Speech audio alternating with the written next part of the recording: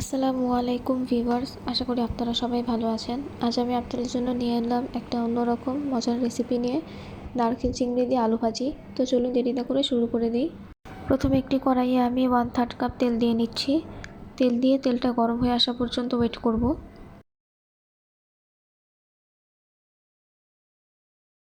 তেল গরম হয়ে এসেছে, এতে আমি দিয়ে দিচ্ছি 200 গ্রাম পরিমাণে আলু, এভাবে লম্বা লম্বা করে কেটে নেওয়া, লম্বা লম্বা ফালি করে নেওয়া, বা 5টা মিডিয়াম সাইজের আলু আমি লম্বা ফালি করে নিয়েছি।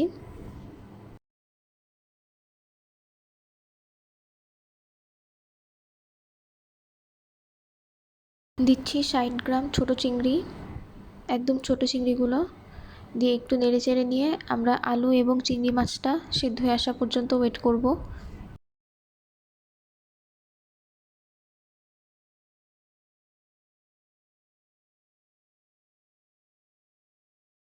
এটা ঢেকে দিয়ে সিদ্ধ হয়ে আসা পর্যন্ত ওয়েট করব। প্রায় 10 মিনিট পর আমি এতে দিয়ে দিয়েছি 4টা কাঁচামরিচ এবং নারকেল আমি আলুর মতো করে লম্বা লম্বা করে কুচি করে দিয়ে দিয়েছি এতে। দেখুন, আমি নারকেলগুলো এভাবে লম্বা লম্বা ফালি করে কেটে নিয়েছি, আলুর মতো করে, একদম কুচি নয়, আলুর সাইজের করে কেটে নিয়েছি এবং দিয়ে দিয়েছি 4টা মরিচ।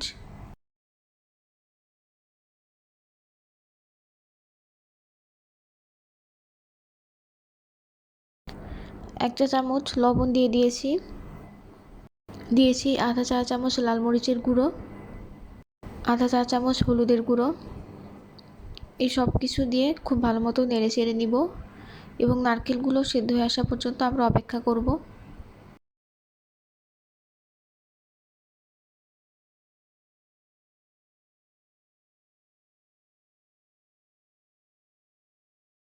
আরও 10 মিনিট পর আমাদের নারকেলও সেদ্ধ হয়ে গিয়েছে। এই পর্যায়ে আমি দিয়ে দিব 1 চা চামচ পরিমাণে ঘি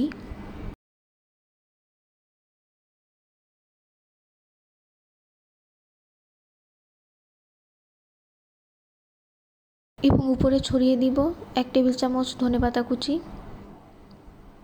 এই সব কিছু দিয়ে খুব ভালো মতো নেড়ে চেড়ে আমরা নামিয়ে ফেলবো। আমাদের নারকেল চিংড়ি দিয়ে আলু ভাজি কিন্তু রেডি হয়ে গিয়েছে।